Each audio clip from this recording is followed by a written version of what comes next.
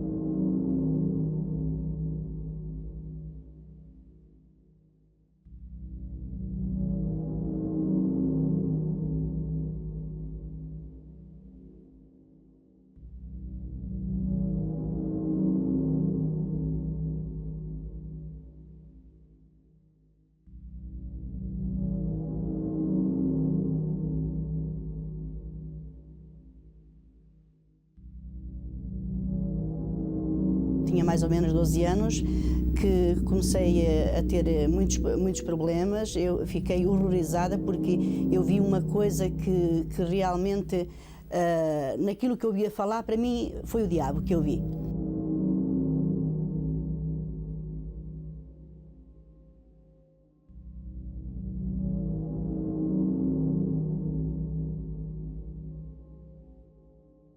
A partir daí, pronto, coisas muito estranhas me começaram a acontecer que eu não sabia de onde nem como isso era possível.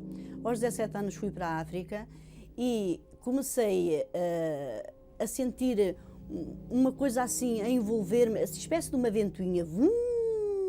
Sentia-me muito doente, deixei de trabalhar, que eu não conseguia trabalhar, eu tremia toda, eu sentia tudo e nada ao mesmo tempo.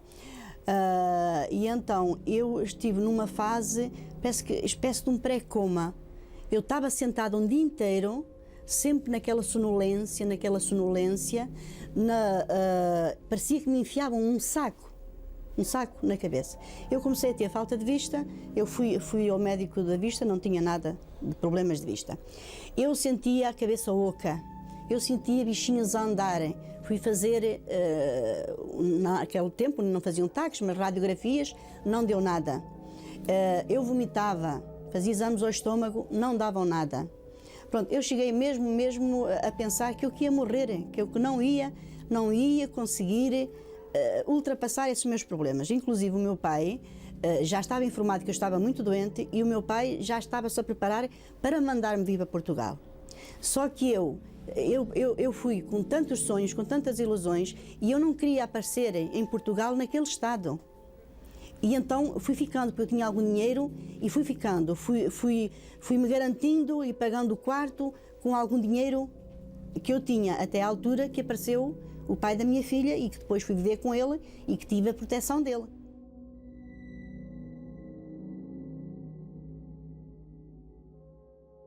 Quando estava grávida da minha filha, eu comecei a sentir-me, como é que é dizer, possuída por um homem. Eu nem estava a dormir, nem estava acordada. Eu sentia aqueles braços fortes a ter relações sexuais comigo.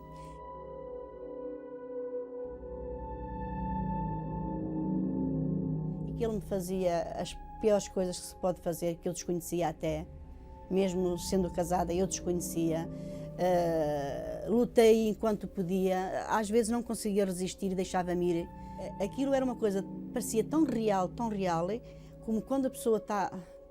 Ai meu Deus, há muita gente se calhar que ouvem isto e vão dizer que eu sou maluca, mas eu senti na minha carne, eu senti e sei por aquilo que eu passei.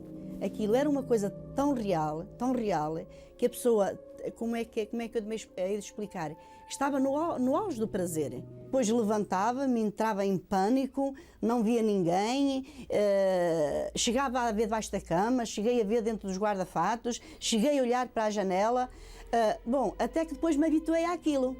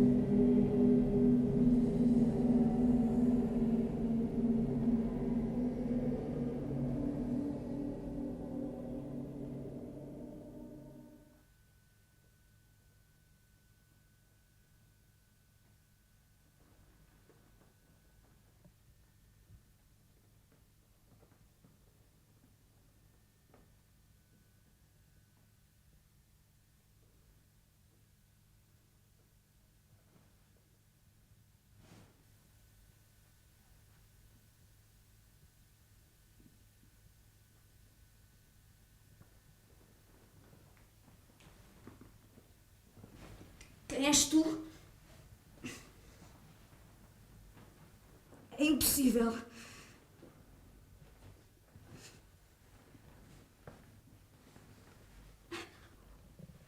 O meu marido está fora a trabalhar. Para!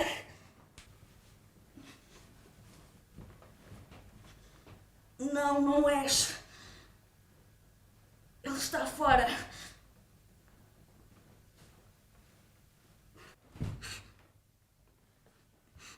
Não, não és.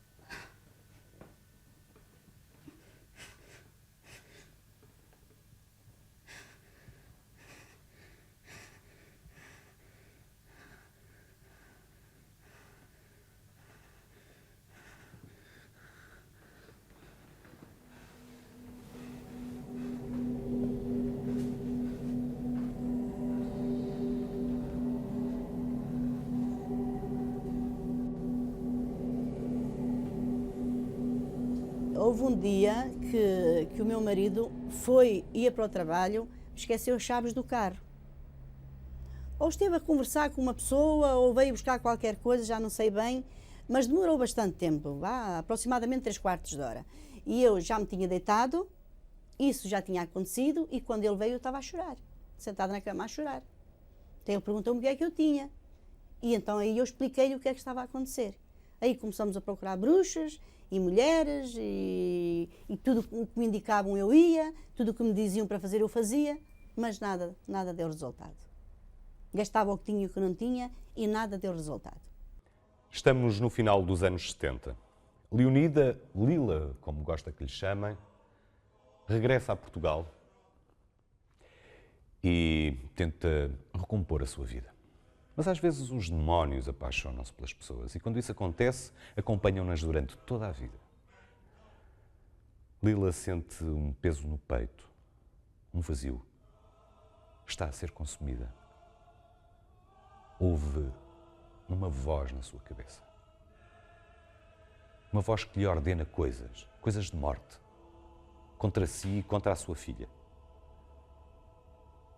Mata-te, corta os pulsos, já. Esta voz não lhe dá descanso. Fragilizada, Lila tem medo de não conseguir resistir. Para proteger a sua filha, entrega-a à Casa Pia. Desesperada, consegue internamento no Hospital Júlio de Matos. Um dia, pede às enfermeiras para que a atem à cama. As enfermeiras não querem. Dizem que não vale a pena. Mas ela insiste. Diz que os medicamentos não estão a fazer efeito. Que não consegue descansar. Nem 5 minutos. E suplica. E as enfermeiras fazem-lhe a vontade. 5 minutos. Foi o tempo suficiente para ela se libertar das amarras. A cama ficou desfeita.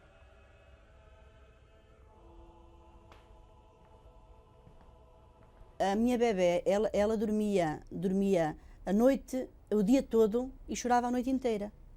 E eu, uma vez de noite, dei-lhe de mamar, troquei, e a bebé não parava de chorar. E veio uma coisa que me buzinou ao meu ouvido: mata-a. Quer dizer, eu entrei em pânico. E então comecei a ter que me afastar da criança. Então não podia ver facas, porque já dizia espeta nela ou espeta em ti. Não podia estar em alturas, porque buzinava-me logo uma buzina, atira-te abaixo. Eu não premeditava as coisas. Eu não dizia assim, vou buscar e vou fazer isto. Era só quando eu me deparava com os objetos. Com uma faca, com uma coisa, um cinzeiro que fosse de pedra, ou uma coisa que fosse muito pesada. E se eu atirasse? E se eu fizesse? E se eu acontecesse? Estive em vários hospitais psiquiátricos. Estive num que me marcou muito, que é uma história muito triste, porque só quem sente e quem passa por as coisas é que pode avaliar. Eu estive 2 meses nesse hospital sem comer, tomava 32 comprimidos por dia e tinha uma força violentíssima. Davam-me crises de 5, 6 pessoas e não me seguravam. Até que um dia, isto começou assim, no espaço de 3, 4 dias, mas ao 4º dia eu já não aguentei. Eu estava tão exausta, porque eu sentia mesmo algo dentro de mim, uma força grande, uma força muito estranha. Eu deitava-me na cama, eu punha os pés para a cabeça, eu punha a cabeça para os pés, eu tirava-me da cama abaixo, eu punha os pés para cima. Eu estava tão exausta, tão cansada, tão saturada, que eu disse à enfermeira: ó, senhora enfermeira, pelo amor de Deus, prendam-me à cama para ver se eu consigo descansar um bocadinho, que eu não consigo descansar. Vim do Brasil para Portugal, eu estava sozinha, precisava trabalhar para pagar o quarto, porque eu vivia num quarto com a minha filha e não conseguia. O meu patrão, eu dizia-lhe que eu tinha qualquer coisa estranha, que assim, que assado, ele até nem acreditava. Mas um dia eu estava a pintar um cabelo e eu sentia que quando as crises me iam a chegar, começava a sentir assim uns tremores, coisa, e agarrei-me um armário que ele tinha lá. Eu sacudi-me tanto, com uma força tão violenta, que o armário desagarrou-se da parede. Eu fui cuspida para trás e o armário, por sorte, não me caiu em cima, só tinha-me matado. Aí o meu patrão diz que nunca tinha visto uma coisa que o impressionasse tanto. E disse-me: olha, não é por si, é pela sua filha. Vá onde quiser, procure onde quiser, mas trate-se, porque você está mesmo muito doente. Eu deixei a minha filha com 11 meses, eu deixei-a por amor, para a preservar, porque eu preferia acabar com a minha vida do que fazer mal às minhas filhas. Então, nessa altura, eu andava-me a tratar com o Dr. Afonso de Albuquerque. Foi impecável, inclusive pôs psicólogos à minha disposição, que também não me adiantaram de nada. E havia uma senhora que era minha cliente lá no cabeleireiro, que me dizia: você tem espíritos, você tem o demónio com você, vá à igreja, porque eles não querem nada com a igreja. E eu sempre me senti mal na igreja, desde criança. Eu não conseguia aguentar uma missa até ao fim. Eu sempre, a meio ou antes do meio, tinha que sair para a rua. E um dia vou com a minha filha à igreja de Santo António, em Lisboa. Mas eu nunca ia logo para a frente. Eu ficava logo à entrada já a pensar se me acontecesse qualquer coisa pronto, que se resolveria as coisas melhor. Pronto, começo-me a sacudir, começa-me a dar aquela coisa, a sacudir-me, a abanar-me, mas aquilo só me dava quando eu fechasse os olhos, porque se eu tivesse os olhos abertos, mas aquilo obrigava mesmo, porque o mal-estar que eu sentia, eu era obrigada a fechar os olhos.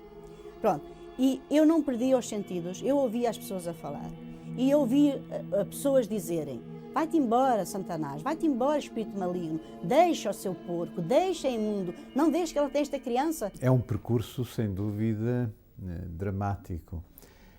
Acontece que, no meu papel de psiquiatra, tenho visto isso acontecer com, eu diria, bastante frequência.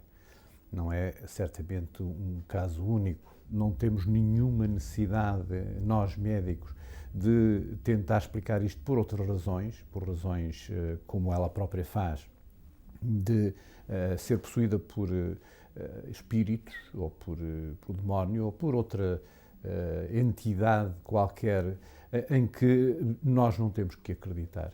Não somos obrigados a acreditar nisso para compreender o que se passa aqui. Para nós são casos explicáveis, vêm-nos nos livros de psiquiatria de resto há muitos anos.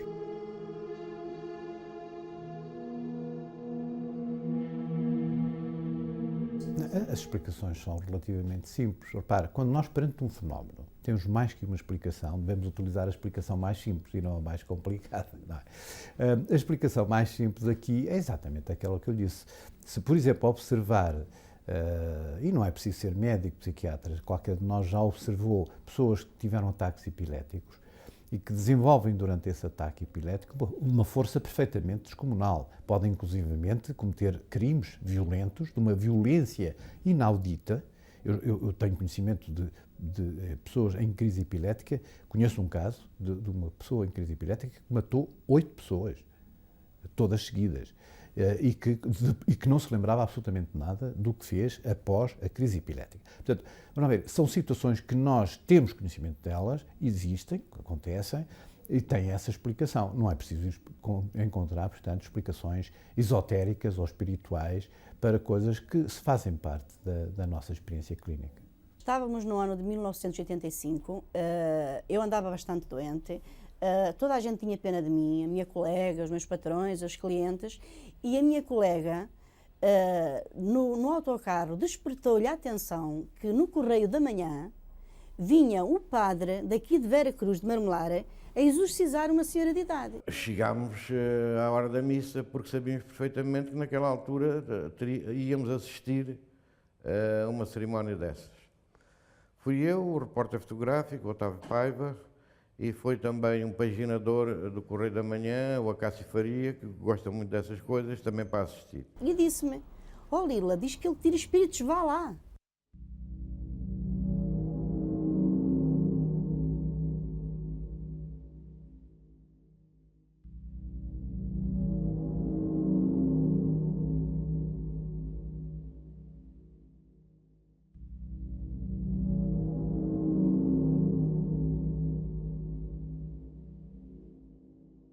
Estava eu sentado no muro de suporte de terras que há ali à volta da igreja, mais outra senhora.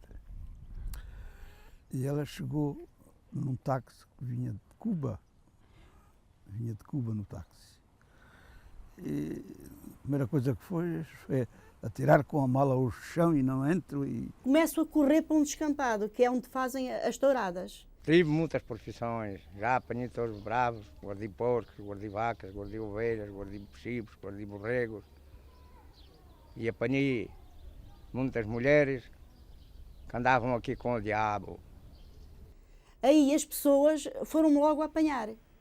E eu a segurar-me. E eu ouvi dizer a algumas pessoas: não é para aí que tu vais, é ali para dentro, é ali é que tu as vais levar.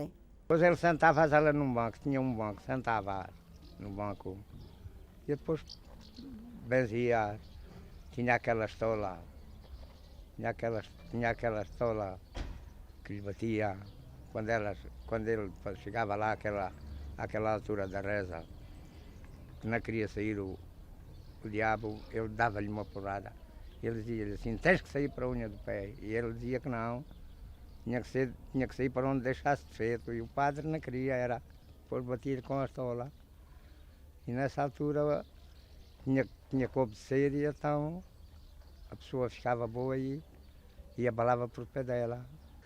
E aí assistimos praticamente durante uma hora a essas operações estranhas, em que as pessoas, assim que ele punha a estola em cima, caíam para o lado, tinham que ser seguras por parentes, e ele debitava precisamente essa fórmula.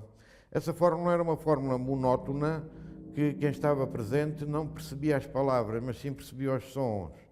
E era uma melopeia, em que eu me recordo, nunca mais me esqueço, que era uma espécie de e, portanto, isso era que chegava aos meus ouvidos. Uma velhinha dizia, por exemplo, depois do primeiro exorcismo: "Sr. Padre, sinto-me muito melhor, eu quero mais outro exorcismo." E iam caindo pessoas, e iam berrando pessoas, e iam ladrando pessoas, e naquela capelinha criava-se um clima pesado, extremamente pesado. Aliás, mesmo aqueles que não estavam endemoniados, as testemunhas, sentiam-se afetadas por aquele ambiente.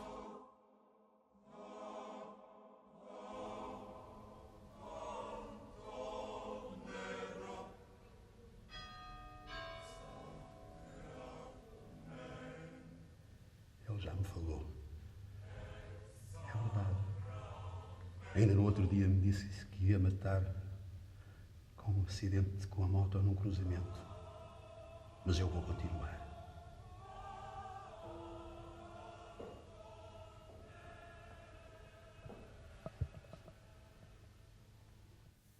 In nomine Patris et Filii et Spiritus Sancti. Amen.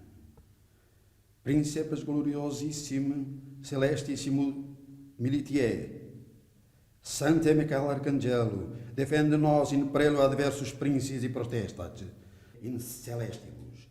Venire auxilio hominum, que Deus ad imagine similitudinis sue fecit, in nomine Jesus Christo Dei e Domini nostri, ad insidiis diaboli, libera nos Domine, in nome de Pai.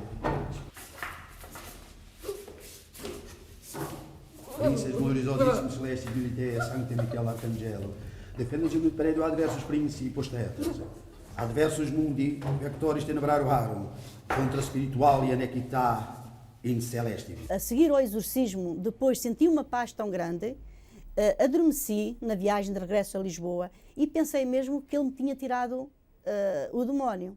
Só que o que acontece é que quando chego perto de Lisboa, ele voltou a entrar. Voltou a entrar e eu voltei à Vera Cruz. Por dia a dia voltou novamente. Voltou novamente e nós estávamos por ali sempre, pois era ali a nossa casa. E onde ela disse: "Eu não tenho dinheiro para pagar o táxi", e eu não, assim, é não assado.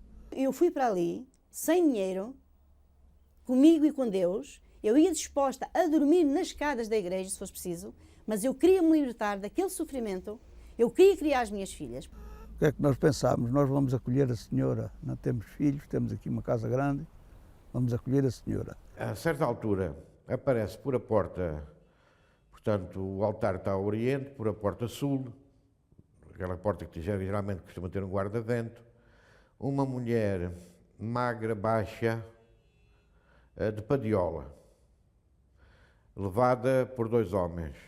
Acontece que essa senhora, depois de receber várias doses de exorcismo, saiu já sem padiola por seu próprio pé. No adro da igreja estava à espera dela o táxi onde ela teria vindo. E quando ela já estava no interior do táxi, mas de porta aberta, o meu colega repórter fotográfico fez-lhes várias fotografias. Aí ela, que ainda ia um pouco combalida, ficou absolutamente sã, respondeu com uma voz muito grossa ao meu colega da fotografia a dizer: "Não quero fotografias, isso vais-te arrepender se me tirares mais fotografias, além do mais quero o rolo." E eu que estava entre o meu colega e o táxi, onde ela já se tinha introduzido, via sair com uma velocidade tal, atrás do Otávio Paiva, do repórter fotográfico, fiquei espantado como é que uma mulher daquelas, tão magrinha, e inclusivamente sem forças, baixinha, podia pesar aí os seus 30 e poucos quilos, começa numa correria atrás do repórter fotográfico. Eu, como estava no meio, agarrei-a por um braço e ela arrastou-me. Nessa altura eu devia pesar já 80 e tal quilos. E ela arrastou-me e foi apanhar ainda o meu colega que corria. Veja, portanto, a capacidade energética, chamemos assim, daquela mulher. Corria, apanhou-o, eu estava a segurar por um braço, ela com o outro braço tirou-lhe a máquina, mas tirou-lhe a máquina desta maneira, puxou a máquina e conseguiu romper as ligações de aço que as máquinas geralmente têm com a bandoleira que se põe ao pescoço, não é? Abriu a máquina, tirou o rolo, abriu o rolo e desfez o rolo. É por isso que nessa reportagem, que é bastante ilustrada, as melhores fotografias não estão lá.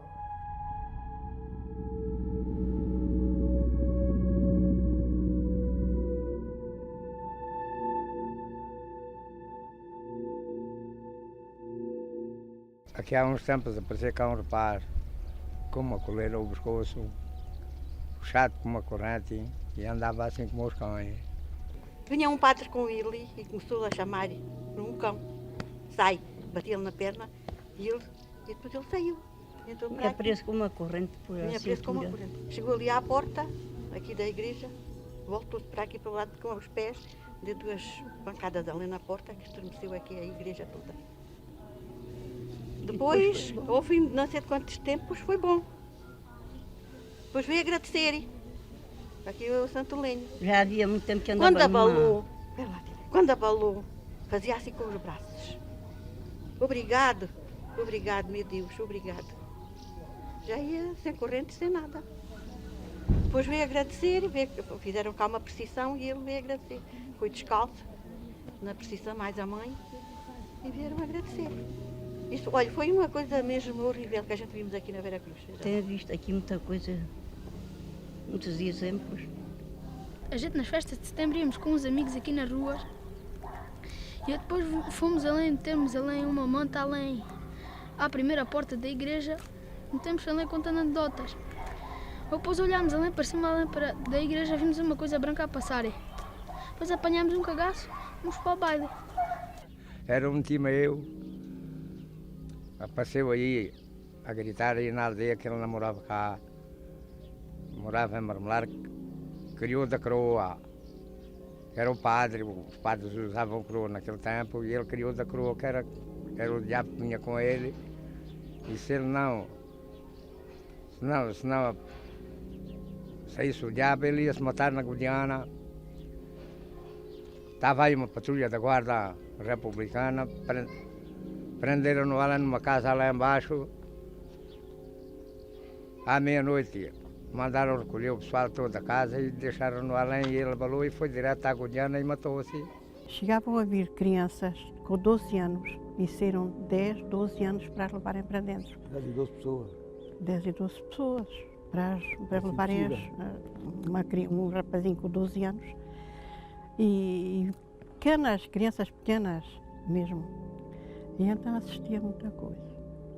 O que me assusta é a maneira com que as pessoas trabalham, o demônio, elas pulam, elas fazem gestos, elas dizem coisas, pronto, que assusta a gente, coisas que se passaram, às vezes pessoas têm morrido, elas dizem aquelas coisas assim, que uma pessoa assusta-se em ouvir aquilo que os próprios demónios dizem, ou os demónios, ou o que está dentro das pessoas. Porque, afinal, a pessoa, depois, quando aquilo passa, a pessoa fica boa. Quer dizer, entra dentro da igreja a gritar, a fazer gestos, a fazer coisas que não deve, e a dizer muitas parvoíces, muitas coisas, e depois, quando lhe dão aquela bênção, o padre trata delas, a pessoa chora e sai dali boa, como pronto, uma pessoa normal. E eu, quando ela está com aqueles gritos, aquelas coisas que diz, aquelas, pronto, a dizer muitas coisas que não deve, é isso que me assusta. Eu por mim, penso que isto pronto, o que os espíritos entram em pessoas assim mais fracas que têm.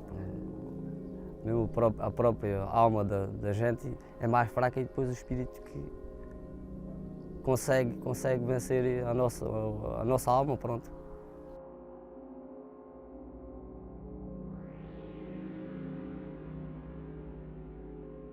Eu creio que a Igreja também faz bem em não abolir totalmente esta referência ao exorcismo, porque aquilo que é a sua esfera de ação é chamar as pessoas ao diálogo, chamar as pessoas à comunhão, desencadear o que há nelas de melhor e fazer com que se afaste as tendências que nelas as desagregam.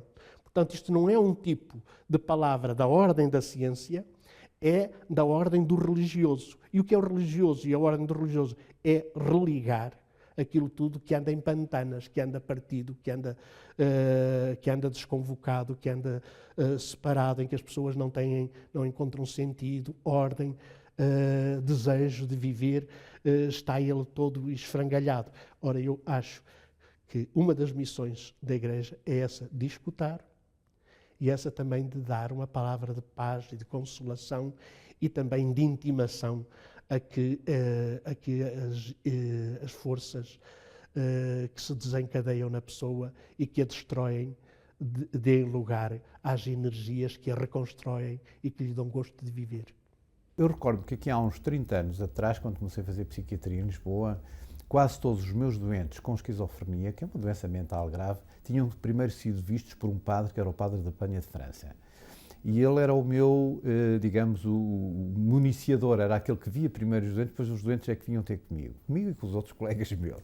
Hoje, felizmente, a situação mudou bastante e a Igreja Católica tem, quanto a mim, uma posição mais sensata e mais de acordo com a realidade dos factos, e não apenas nesta área, em várias outras áreas, de resto.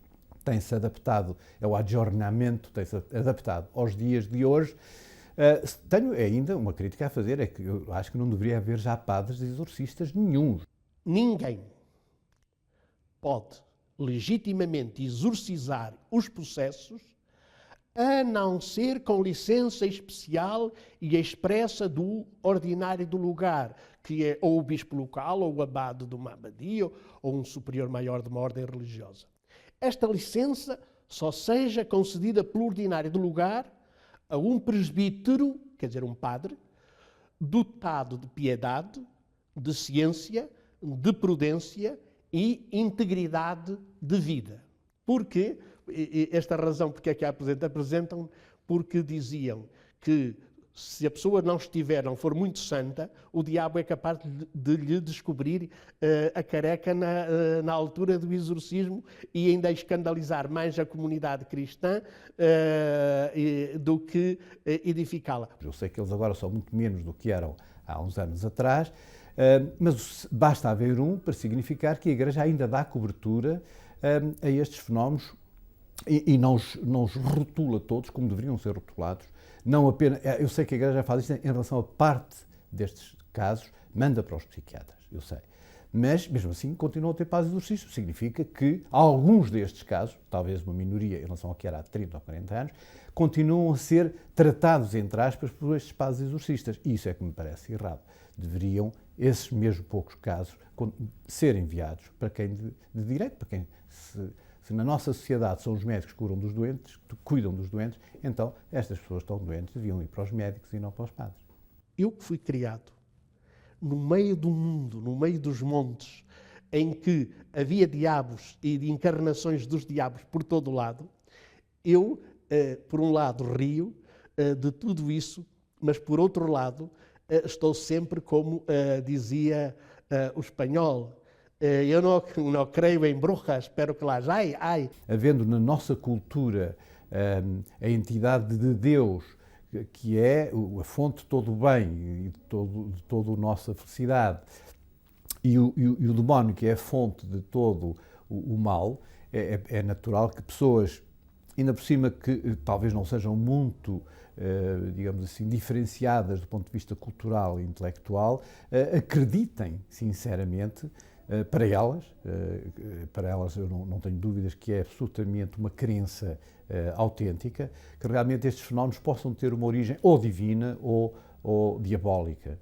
O mal atinge tais dimensões que as pessoas precisam de figuras que, por assim dizer, o tornem uma entidade, uma entidade atuante. São as nossas ficções mentais, são as nossas ficções imaginárias, são as nossas ficções. Muito bem, mas o que não é ficção é porque tanta dificuldade em vencer o mal.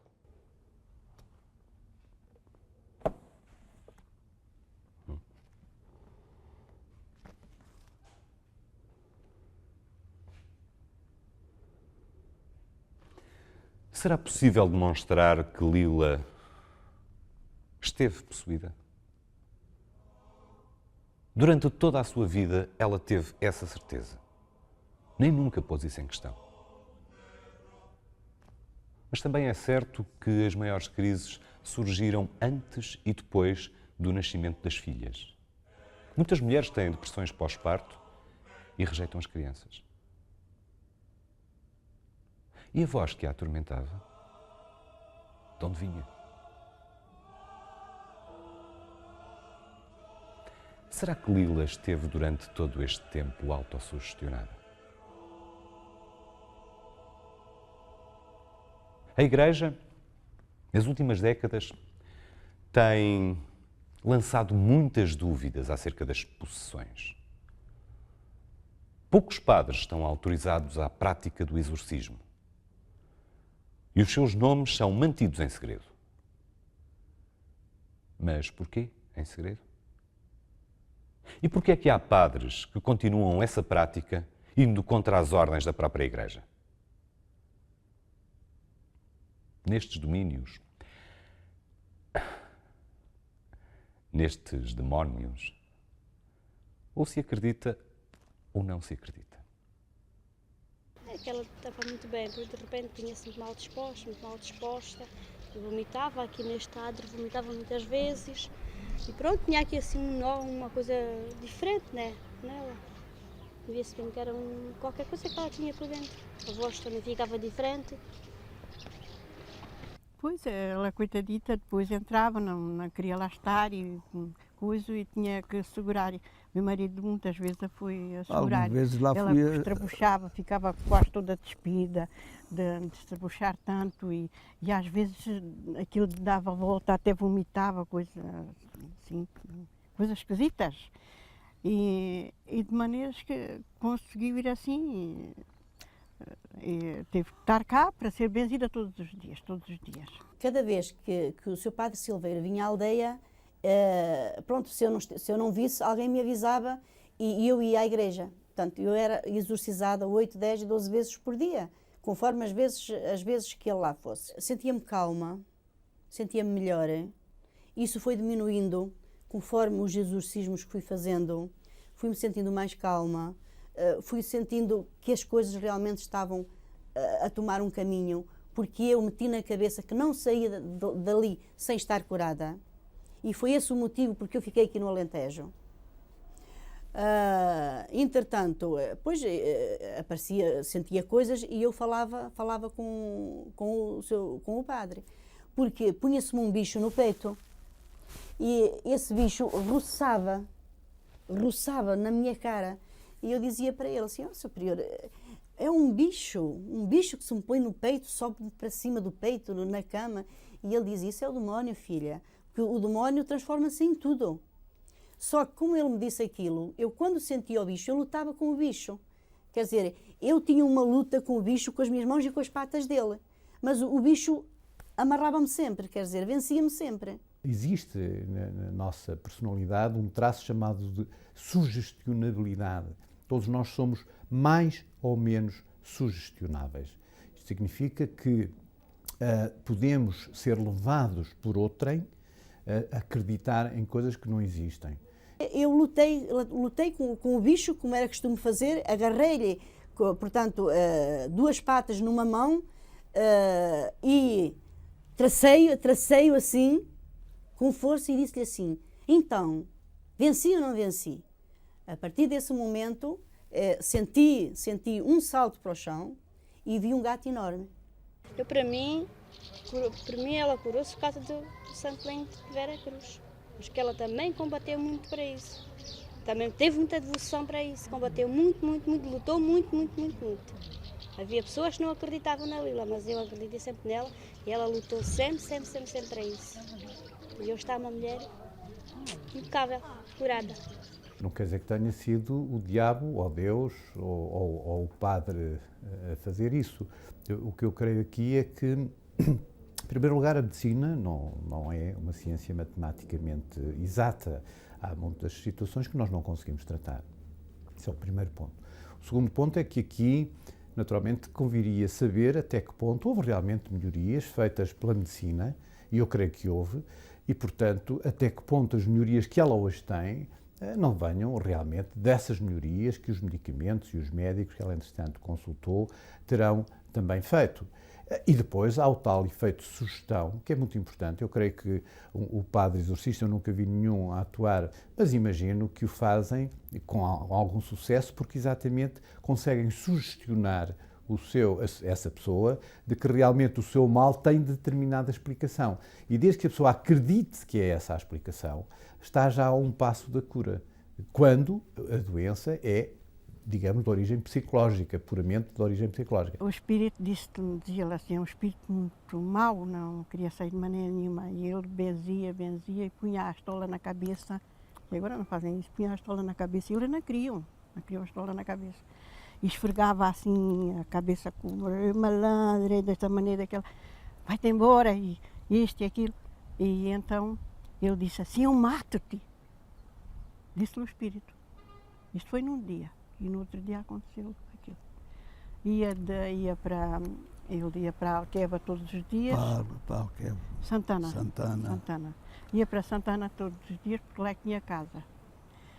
E de maneiras que ia para a Oriola a celebrar a missa, e no caminho encontrou-se com os caçadores. Os caçadores já sabem, nos dias da abertura de caça, bebem a sua pinga e aquilo é um bêbados. O homem ia à frente e ele levou o homem assim, com a coisinha dele. Triciclo, ele tinha um triciclo. Triciclo com a capotazinha. Levou-o adiante, ficou coitadinho logo depois. Ficou todo partido. Pois. Até amanhã. Até amanhã, se Deus quiser.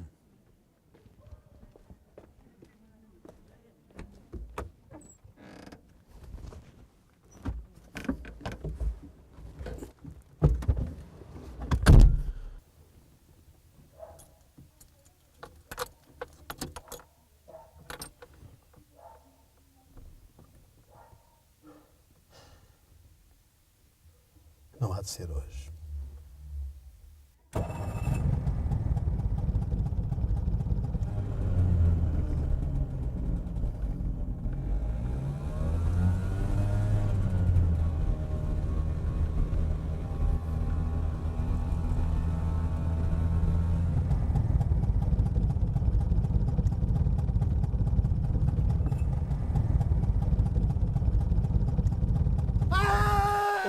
O seu prior morreu e eu sentia que ainda não estava completamente bem.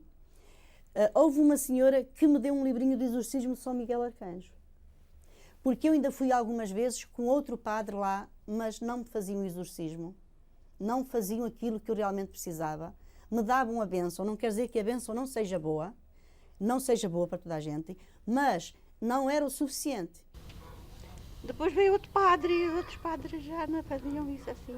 Ainda viu o padre Silveiro que... Este que é Balu também já não fazia isso. Pois, logo quando vê, não querem crer.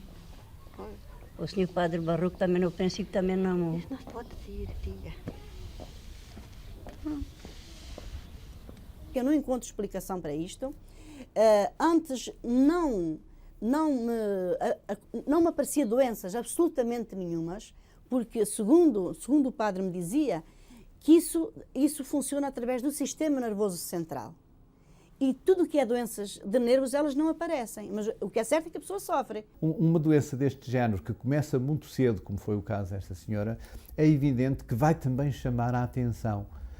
Crises destas são dramáticas. Portanto, ela vai ter uma razão extra para continuar a ter crises, que é a atenção que estas crises despertam no meio que a rodeia, particularmente se esse meio for, como é o caso, infelizmente, ainda de algumas regiões de Portugal, eu não quero dizer se é o sul, se é o norte, mas assim como é o caso de certas em África, certamente, é o caso também no Brasil, sabemos até que ponto o Brasil ainda tem uma cultura muito primária neste aspecto, em muitos aspectos. Portanto, é natural que nestes meios uma doença, como eu diria, uma doença destas, chama a atenção de uma forma muito dramática e isso leva a que reforce nela estas crises. Se as crises chamam a atenção e ela recebe a atenção dos outros e até de uma forma curiosa da própria Igreja Católica, pelos vistos, isso reforça nela a ocorrência de mais crises deste género. É muito triste a Igreja ter a solução e os padres não fazerem nada, abandonarem o rebanho à sua própria sorte. Porque eu digo, é muito triste a gente ter um problema, não encontrarmos solução na medicina e recorrermos a alguém que nos pode aliviar, que nos pode tirar esse sofrimento e esse alguém bater-nos com a porta na cara. É praticamente matar-nos de vez. Lila ultrapassou o seu problema. Hoje vive uma vida normal e sente-se feliz. Ainda bem, todos tentamos vencer os nossos demónios. Ora, o diabo está nada a ver. A diabo está não. É o que não há falta. São espíritos maus. É o O diabo. diabo não é, senhora. Espírito são espírito. O diabo é o diabo. O diabo é o diabo. Não usa aí mesmo na Bíblia, aí que eu não li. Não falam também no diabo. O diabo é o diabo. Bom, olha que começar a missa e a gente não está além. Pois é. Olha, até logo. Ai, ai. Ó, um vez de coxa. Ai.